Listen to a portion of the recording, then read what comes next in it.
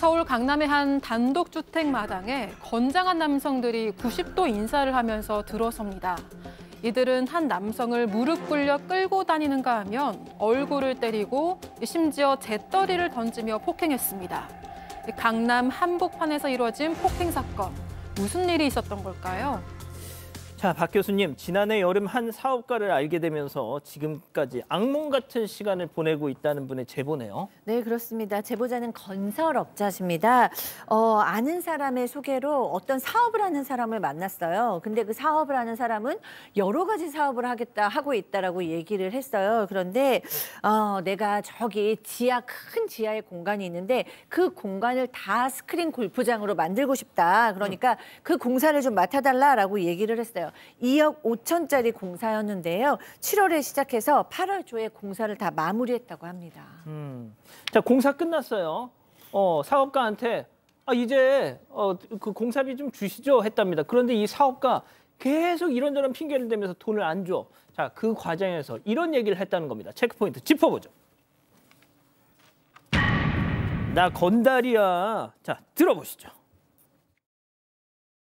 내가 뭐 뛰어먹냐 이거 주는데 뭐 골프 치러 나와 있는 걸 어떻게 하냐 뭐 하는데 내일 되면 또 내일 되면 내일 계속 이제 그런 얘기가 나니까 저도 아니 그러면 계속 공치러 가시면 저희는 돈을 언제 받냐 그랬더니 이제 너 뭐라 그랬어 이제 하면서 이제 그때 자기가 주식폭력 빼라고 하더라고요.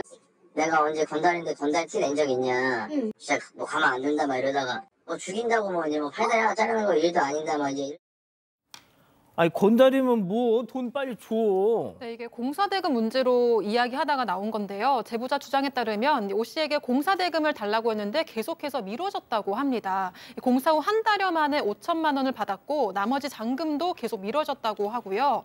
골프를 치러 왔다고 하거나 다음 주에 주겠다. 회사에서 돈 나오면 주겠다 이렇게 미뤄졌다고 합니다. 계속 골프 핑계를 대서 제보자가 공 치러 가시면 언제 돈 받냐 이렇게 얘기를 했는데 그랬더니 너 지금 뭐라고 했어? 나 조폭이고 너 팔다리 자르는 건 일도 아니야. 이렇게 이야기를 했대요. 제보자는 처음에는 돈 주기 싫어서 조폭 이야기를 하면서 협박하나 보다 이렇게 생각했지만 진짜 맞다면 신고해야겠다 싶어서 주변에서 대표님이 마약 집행유예, 사기 집행유예 받았다는 이야기도 들었다. 제 돈만 주시면 된다. 돈 못 받으면 제 생활에도 타격이 있다. 이렇게 얘기했다고 합니다.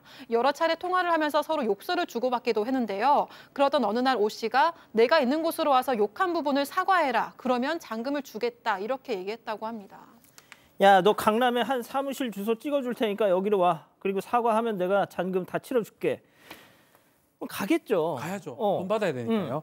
강남 한복판에 있는 그 찍어준 사무실 단독 주택입니다. 그쪽으로 갔다고 합니다. 들어갈 때부터 조금 놀랐어요. 저 모습이거든요. 약간 그 좀 부하 같은 사람들, 옷이 부하 같은 사람들이 너 그 오늘 무릎 꿇고 빌면 괜찮다. 그렇지만 욕설한 거는 좀 사과하겠지만 무릎은 못 꿇겠다 얘기를 했다고 하고요.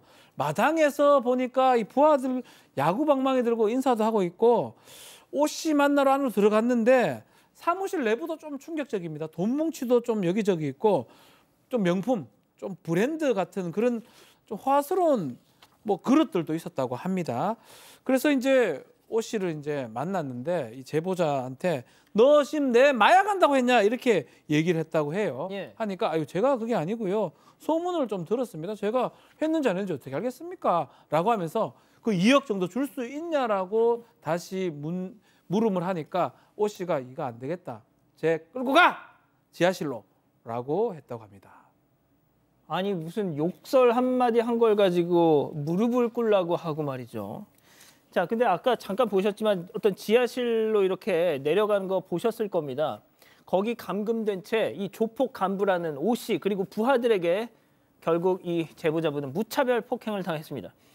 이 폭행은 지하실 밖에서도 이어졌는데요. 제보자 얘기 이어서 들어보시죠. 그 대표 동생이라는 사람이 너 오늘 무릎 꿇고 빌면은 끝난다. 근데 제가 무릎을 못 꿇겠습니다. 이렇게 얘기를 했거든요. 거의 강제로 이렇게 꿀리게 이게 저를 잡고 누르고 발로 얼굴을 차면서 넘어지고 이제 그러고부터는 잘 기억이 사실 막 잘 나진 않아요. 근데 뭐 팔 다리 부러져야 나가니 얘 팔 하나 부러뜨려서 내보내라고 이제 안 된다고 이제 뭐 혼나야 된다 겁이 없다 뭐 이런 식으로 이제 해가지고 야구 방망이도 미리 다 준비가 돼 있고 낮에부터 다 이미 이렇게 준비를 했더라고요. 야구 방망이라도 맞으셨어요, 혹시? 네. 자, 팀장님, 뭐 일단 무릎을 꿇는다는 게 우리 정서상 되게 굴욕적이잖아요. 자, 그런데 보셨다시피 야구 방망이를 막 들고 있는데 지금 폭행까지 당하셨고 결국 해야죠, 뭐. 그렇습니다. 제보자의 주장에 따르게 되면 오 씨와 오 씨 부하 같은 경우에는 제보자의 지인이 있지 않습니까? 지인의 집에서 애들을 보내겠다면 협박을 하면서 아마 그 부하 이름을 하나씩 언급하면서 누구누구 보내 이렇게 구체적으로 지시를 했다는 정황이 나오고요. 그러니까 제보자 입장에서는 아니 이 사건과 아무 상관이 없는 사람한테 피해를 당할까 봐서 죄송하다며 무릎을 꿇었던 거예요. 그런데 무릎 꿇은 뿐만 아니라 제보자를 지하실로 끌고 가서 폭행을 했고요. 또 그리고 아마 맞을 때는 아마 기억이 안 날 정도로 맞았다고 하니까 상당히 피해를 본 것 같습니다. 그런 다음에 지하실 보고 밖에 나와서도 2차 폭행을 가했는데 그때 오 씨는 뭐라 했냐면 네가 내 마약한 걸 봤냐라며 소리 지르면서 잿더리 아시죠? 잿더리를 집어 던지기도 했고 그리고 또 뭐라 했냐면 오 씨가 저 사람 팔 하나 부러뜨려 보내 이렇게 하니까는 실제로 제보자의 팔이 부러졌고 아이고. 또 조폭들은 지인을 잡으러 간다면서 지인 집으로 갔어요. 그런데 지인한테 전화가 왔습니다. 뭐라고 하냐면 지금 내 집 밖에서 문신을 조지 포니버 같은 사람들이 기다리고 있어. 이렇게 연락이 왔는데 아마 조폭들은 밤새도록 지인 집에 지키고 있다가 지인이 안 나오니까는 새벽에 있다가 그냥 갔다고 합니다.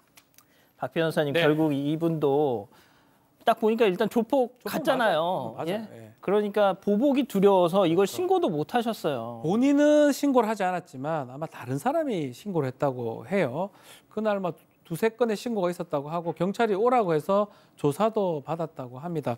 이 조사를 받으면서 이게 특수 중감금죄가 됩니다. 위험한 물건을 사용해서 여러 명이 감금시켜 때린 거 아니겠습니까? 예. 그래서 이제 지금 4명, 50 포함한 4명은 특수 중감금죄로 구속됐고요. 구속 송치가 됐고요. 또 다른 조직원 4명은 불구속 송치가 된 상황입니다. 나중에 지금 확인해 보니까 이 사람들이 조직폭력배에 맞긴 해요.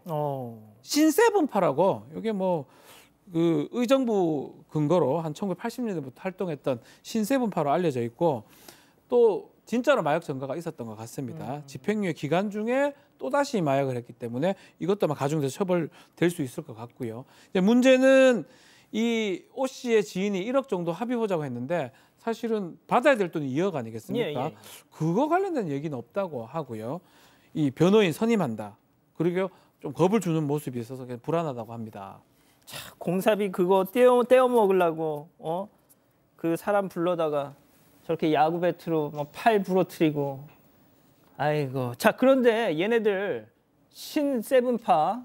근데 이 세븐파가 또 우리 김은배 팀장님이 과거에 직접 팀장님 손으로 잡아들인 놈들이라면서요. 그렇습니다. 제가 이제 강력반에 근무할 때 남부지청 특수부에 파견을 나왔거든요. 근데 그 당시에 의정부의 세븐파라고 해가지고 토착적인 조직폭력배인데 이 의정부 세븐파가 사건을 쳐가지고 첩보를 입수해서 의정부 가가지고 두목이라든지 행동대장 중요 조직원들을 전부 구속을 시켜서 그 당시에는 의정부 세븐파가 와해가 됐어요.